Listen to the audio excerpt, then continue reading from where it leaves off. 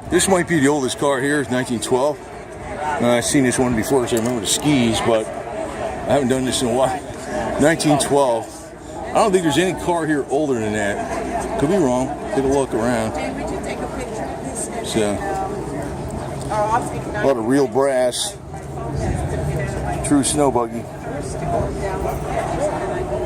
And that's how you, I forgot what you lit these up with, kerosene or what. Oh, these are LED, but these are the kind of cars that modern people can't drive. Because it's not a gas pedal and a brake, it's, geez, I forget. Because I know your throttle is up there someplace, and one's like reverse, and one pedal's reverse, and one pedal's high gear and low gear. I don't even remember, man.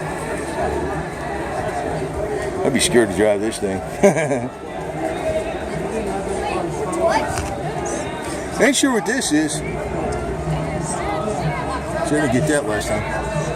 I might have done this car a year ago or so. It's a heater. That's what it is. It's a heater. I guess you put charcoal and you put the back.